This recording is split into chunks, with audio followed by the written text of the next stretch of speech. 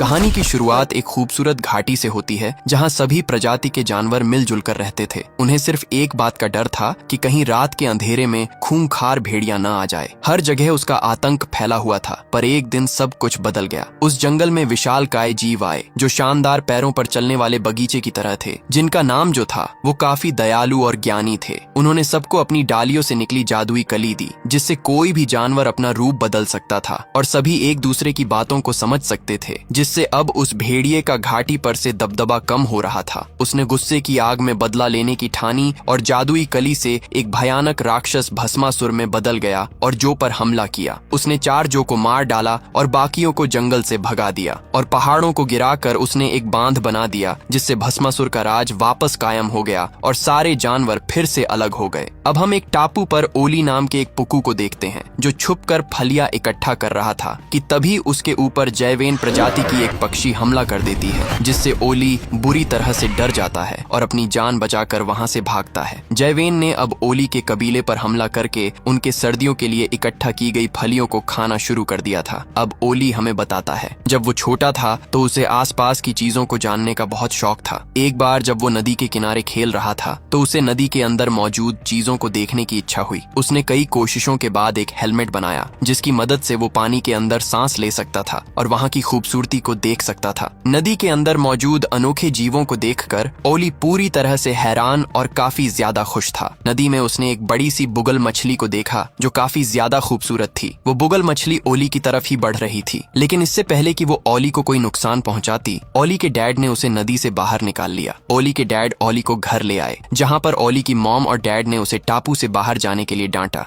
क्योंकि टापू से बाहर जाना ओली के लिए खतरनाक साबित हो सकता था। कुछ दिनों बाद पुक्कू टापू पर एक फेस्टिवल का आयोजन किया जाता है, जिसमें उन्होंने सर्दियों के लिए ढेर सारी फलियां इकट्ठा की थीं। ओली को वहां झाड़ियों में एक छोटी जैवेन दिखाई देती है। शुरुआत में तो दोनों एक दूसरे को देखकर डर जाते हैं, पर हिम्मत करके ओली उसके पास जाता है और उसे फलियों को तोड़ना सिखाता है, क्योंकि छोटी जैवेन को फलियां तोड़ना नहीं आता था। लेकिन जल्द ही वो ओली की तरह फलियां तोड़ना सीख जाती है और फलियां खाकर बहुत खुश होती है। ओली भी ये देखकर काफी खुश था, लेकिन अगले ही पल जैवेन अपने पेरेंट्स को भी वहां बुला लेती है और उन्हें फलियां तोड़ने का तरीका बताती है। अब देखते ही देखते वहां पर बहुत सारे जैवेन आ जाते हैं जो फलियां तोड़ना सीखकर उन्हें खाना शुरू कर देते हैं। ओली के डैड भी वहां आ गए थे जो ये सब देख रहे थे और अब उन्हें एहसास होता है कि ओली ने अनजाने में कबीले को बहुत बड़ी मुसीबत में डाल दिया है। जैवेन अब कबीले की सर्दियों के लिए इकट्ठा की गई फलियों को खा रही थीं, जिससे अब सारे पुक्कू सर्दियों में भूखे मरने वाले थे। यही वजह थी कि ओली छुपकर फलियां इकट्ठा करने की कोशिश कर रहा था। तभी उसके ऊपर एक जैवेन हमला कर देती है। ओली जब अपने घर वापस जाता है तो देखता है कि उसके पेरेंट्स और कबीले के सभी लोग फलियों का भंडार खत्म होने की वजह से काफी ज्यादा परेशान थे, क्योंकि जल्द ही अगर उन्हें नई फलियां नहीं मिली तो उन्हें सर्दियों में भूखे मरना होगा। ओली अपने डैड को लाई गई फलियों का बीज देने की कोशिश करता है, लेकिन ओली के डैड उससे इतना नाराज थे कि वो बिना कुछ बोले ही वहां से चले जाते हैं। ओली बहुत ज्यादा दुखी था कि तभी उसे याद आता है कि वो अपनी टोकरी में मौजूद कांच से जैवेन की आंखों पर रोशनी करके उन्हें डरा कर भगा सकता है। ओली इसके बाद टूटे हुए कांच लेकर एक छोटी पहाड़ी पर जाता है, जहां से वो कांच की मदद से जैवेन की आंखों पर रोशनी करके उन्हें डरा कर वहां से भगा देता है। अगले ही पल वही छोटी जैवेन ओली पर हमला कर देती है, जिसे ओली ने फलियां तोड़ना सिखाया था। ओली इस दौरान एक अंधेरी गुफा में गिर जाता है, जहां पर उसे एक जादुई कली दिखाई देती है। ओली इस समय डरा हुआ था और जैसे ही वो जादुई कली पर गिरने वाला था, जैवेन को इन सब के लिए कोसने लगता है। गुफा के बाहर से ओली के पेरेंट्स और कबीले के पुक्कू उससे बात करते हैं कि वो ठीक तो है, लेकिन जब किसी तरह वो गुफा से बाहर निकलता है तो अब वो एक जैवेन में बदल गया था। ओली को जैवेन समझकर उसके पेरेंट्स और कबीले के लोग डर कर वहां से भागने लगते हैं। ओली उन्हें समझाने की कोशिश करता है कि वो ओली है जो न जाने कैसे एक जैवेन की बॉडी में आ गया है, लेकिन उसके पेरेंट्स को लगता है कि जैवेन ने ओली को खा लिया है, इसलिए जैवेन के अंदर से ओली की आवाज आ रही है और वो उस पर हमला करने लगते हैं। ओली इस समय इतना डरा हुआ था कि वो चट्टान से नीचे गिर जाता है। ओली को जब होश आता है तो वो खुद को एक जैवेन की बॉडी में देखकर काफी ज्यादा परेशान था। उसके सामने एक आईवी नाम की एक जैवेन मौजूद थी। ये वही थी जिसे ओली ने बचपन में फलियां तोड़ना सिखाया था। आईवी अपनी 2 बहनों के साथ आई थी जो ओली को समझाने की कोशिश करती हैं कि उसे उनके साथ जैवेन शिला पर चलना चाहिए, क्योंकि वही उनका घर है और वहाँ पर ओली का इलाज भी कराया जा सकता है। ओली उनके साथ जाने के लिए बिल्कुल भी राजी नहीं था। ओली ये देखकर हैरान था कि अब वो आईवी और घाटी के छोटे जीवों की भाषा भी समझ सकता था। अगले ही पल वहाँ पर आईवी को भेड़ियों के आने का एहसास होता है, इसलिए वो ओली के ऊपर गोबर पोतकर वहां से चली जाती है, क्योंकि गोबर की बदबू से वो ओली की स्मेल को सूंघ नहीं पाते और ओली की जान बच जाती है। अब ओली जब नदी के किनारे अपने शरीर पर लगे गोबर को साफ कर रहा होता है तो वहां पर वही विशाल बुगल फिश आ जाती है जिसे ओली ने बचपन में नदी में देखा था। ओली अब बुगल की बात भी समझ सकता था, इसलिए बुगल से बात करके ओली उसे बताता है कि किस प्रकार वो एक अंधेरी गुफा में जादुई कली से टकराने की वजह से एक जैवेन में बदल गया। बूगो ओली से काफी फ्रेंडली बात करता है और उसे झाड़ियों के पीछे एक मरे हुए पेड़ के पास मौजूद जादुई कली के बारे में बताता है। ओली ये सुनकर बहुत खुश होता है और जादुई कली को ढूंढने के लिए निकल जाता है, क्योंकि जादुई कली की मदद से ही वो अपने असली रूप में वापस आ सकता था। रास्ते में ओली को आईवी मिलती है जो ओली से बात करना चाहती थी, लेकिन इस समय ओली किसी भी तरह जादुई कली को हासिल करके अपने असली रूप में आना चाहता था। जल्द ही वो दोनों जादुई कली के पास पहुंच जाते हैं। आईवी ओली की बातों को सीरियस नहीं ले रही थी, इसीलिए वो जादुई कली के पास जाकर उसे छू लेती है और मजाक में बोलती है कि इसे छूकर आप एक पुक्कू में बदल जाएंगे। लेकिन ऐसा कहते ही आईवी खुद एक पुक्कू में बदल जाती है। आईवी खुद को एक पुक्कू के रूप में देखकर पूरी तरह से हैरान होने के साथ साथ काफी डर भी जाती है। वहीं ओली आईवी से काफी ज्यादा गुस्सा था, क्योंकि आईवी ने उसके अपने असली रूप में वापस आने के सपने को तोड़ दिया था। अब ओली किसी भी तरह आईवी से पीछा छुड़ाना चाहता था, लेकिन आईवी ओली के पीछे आती है, क्योंकि अब वो खुद भी अपने असली रूप में आना चाहती थी। अब ओली वापस से बूगल के पास जाता है और उससे एक और जादुई कली के बारे में पूछता है। आईवी बूगो को बात करता देखकर हैरान हुई, क्योंकि अब वो भी घाटी के सभी जीवों की भाषा समझ सकती थी। बूगो ओली को बताता है कि दूसरी जादुई कली महान जो और महान झरने के पास है। जो और महान झरना दोनों ही काफी ऊंचाई पर और दूर मौजूद थे और वो उन्हें वहां मौजूद खतरे के बारे में भी बताने वाला था। पर इससे पहले ही आईवी और ओली जादुई कली की खोज में वहां से निकल जाते हैं। नई बॉडी और पंखों की वजह से ओली को चट्टानों पर चढ़ने में काफी ज्यादा प्रॉब्लम हो रही थी। आईवी उसे उड़ने की सलाह देती है, लेकिन वो आईवी की बातों पर ध्यान नहीं देता,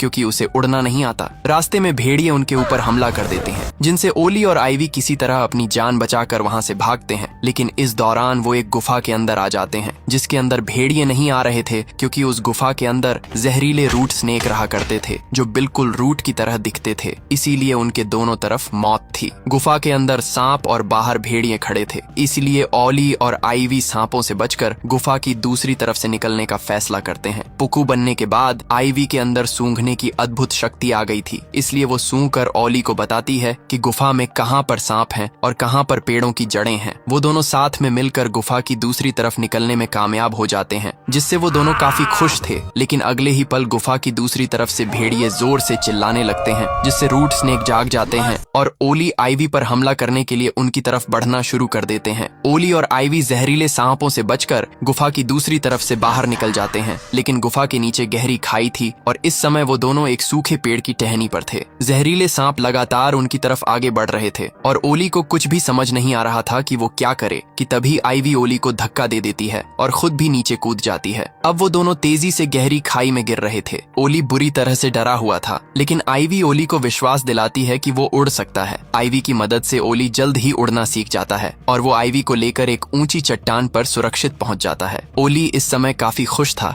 क्योंकि फाइनली अब वो पंखों का इस्तेमाल कर सकता था। ओली को भूख लगने पर आईवी उसे खाने के लिए एक पौधे की जड़ देती है। ओली ये देखकर हैरान था कि आईवी और उसके साथी जड़ खाते हैं। आईवी ओली को बताती है कि किस प्रकार जो कि घाटी से जाने के बाद उनके खाने के लिए कुछ नहीं बचा। भुखमरी की वजह से उसने अपने माँ बाप और बहुत से चाहने वालों को खो दिया। इस दौरान आईवी को एक छोटा पुक्कू मिला, जिसने उसे फलियों को तोड़कर खाना सिखाया और इस तरह उसके साथियों को खाने का एक नया भंडार भी मिल गया, जिससे उन सबकी जान बच गई। ओली ये सुनकर समझ जाता है कि आईवी जिस छोटे पुक्कू की बात कर रही है वो वही है। शाम होने की वजह से वो दोनों अगले दिन महान झरने को ढूंढने का फैसला करते हैं और रात उसी ऊंची पहाड़ी पर बिताते हैं। अगली सुबह उन दोनों को महान झरना दिख जाता है, जिसके बाद ओली आईवी को लेकर महान झरने की तरफ गया। झरने के पास पहुंचकर वो दोनों देखते हैं कि वहां पर भेड़िए पहले से ही मौजूद थे, क्योंकि वो जगह जंगली भेड़ियों का इलाका था। अब वहां पर बुगल भी आ गया था। ओली और आईवी बुगल के पास जाते हैं और उससे मदद मांगते हैं। बुगल उनकी मदद करने के लिए राजी हो जाता है, क्योंकि अब वो ओली और आईवी को अपना दोस्त मानने लगा था। बुगल भेड़ियों के सामने एक पत्थर पर मरने का नाटक करता है और जब भेड़िए उसे पकड़ने के लिए जाते हैं तो वो नदी में भागते हुए उनका ध्यान भटकाता है, जिस मौके का फायदा उठाकर ओली और आईवी जादुई कली के पास पहुंच जाते हैं। अब क्योंकि वहां पर सिर्फ एक ही कली थी, इसलिए ओली और आईवी की आपस में आर्ग्यूमेंट होना शुरू हो जाता है, क्योंकि वो दोनों ही अपने अपने असली रूप में आकर अपने लोगों की मदद करना चाहते थे। यहाँ पर ओली ओली आईवी को बता देता है कि वो वही छोटा पुकू है जिसने उसे फलियां तोड़ना सिखाया था, लेकिन उसकी उस गलती की वजह से उसके कबीले की फलियां आईवी और उसके लोगों ने खा ली, जिससे ओली के कबीले में खाने की कमी पड़ गई और उसके डैड ने गुस्सा होकर उससे बात करना ही छोड़ दिया। ओली की उस गलती ने उससे उसका सब कुछ छीन लिया। अगले ही पल वहाँ पर भेड़िए भी आ जाते हैं, जिन्हें देखकर दोनों डर जाते हैं और बुगल को मदद के लिए बुलाते हुए जादुई कली पर गिर जाते हैं और दोनों ही बुगल में बदल जाते हैं। बुगल आईवी और ओली को एक बुगल के रूप में देखकर हैरान था। बुगल उन दोनों को एक और जादुई कली के बारे में बताता है जो विशाल झरने के ऊपर मौजूद थी। बुगल की बात सुनकर आईवी और ओली उसके साथ जादुई कलियां ढूंढने के लिए निकल जाते हैं। रास्ते में बुगल उन्हें बताता है कि वो सालों से नदी में खुद को कितना अकेला और तन्हा महसूस करता है,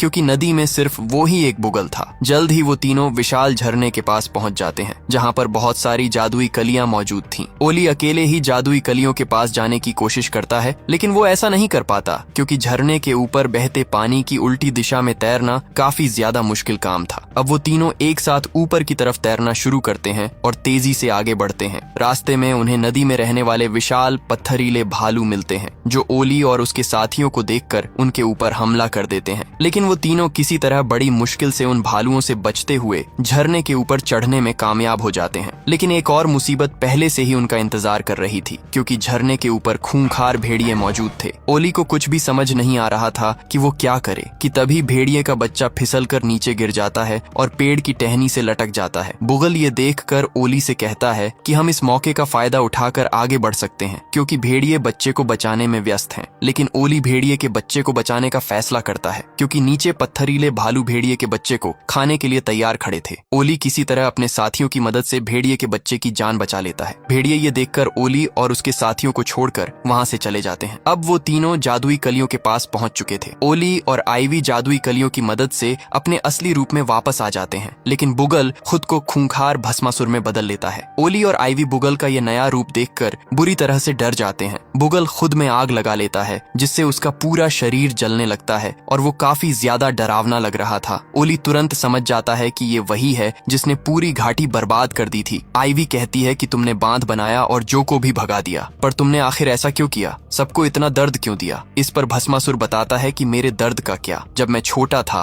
तो मेरे भाई बहनों ने छोटा होने की वजह से मुझे मरने के लिए छोड़ दिया। कोई मेरी मदद के लिए नहीं आया, और उसी दिन मैंने ठान लिया कि इस घाटी को मैं राख में मिला दूंगा और जो बचेंगे वो मेरे गुलाम होंगे। जब घाटी पर मेरा राज था, तब उन बड़े जीवों ने जादुई कलियों की मदद से मुझे मछली के शरीर में कैद कर दिया, और तभी से मैं किसी ऐसे भोले भाले बेवकूफ का इंतजार कर रहा था जिसकी मदद से मैं अपने असली रूप में आ सकूं। आईवी जादुई कली की मदद से भस्मासुर को वापस से एक बुगल में बदलने की कोशिश करती है, लेकिन भस्मासुर उसके ऊपर हमला करके उसे घायल कर देता है और जादुई कलियों को जलाकर वहाँ से निकल जाता है। आईवी की ये हालत देखकर ओली बहुत दुखी था, पर अब वो फैसला कर लेता है कि वो उसे जैवेन शिला पर लेकर जाएगा, जहाँ सभी जैवेन रहते हैं और वो आईवी का इलाज कर सकते थे। वो अपनी पूरी ताकत लगाकर आईवी को खींचता हुआ ऊंची पहाड़ियों की चढ़ाई शुरू कर देता है। कई घंटों तक लगातार चलने के बाद वो काफी ज्यादा थक चुका था, पर वो हार नहीं मानता और फाइनली उस जैवेन शिला पर पहुंच जाता है। आईवी की बहनें उसे देख लेती हैं, पर ओली इतना कमजोर हो चुका था कि वो बेहोश हो जाता है, और होश में आने पर वो देखता है कि वो वहाँ नहीं होती। उसे लगता है कि वो मर चुकी है, जिससे वो काफी दुखी होता है। तभी उसे आईवी की आवाज आती है, जो पूरी तरह से ठीक थी और उसके खाने के लिए फलियां लाई थी। ओली आईवी से मिलकर बहुत खुश होता है, पर ओली अभी भी उदास था, क्योंकि उसकी पूरी प्रजाति उसे एक पनौती मानती थी। आईवी उसे अपना कबीला दिखाती है,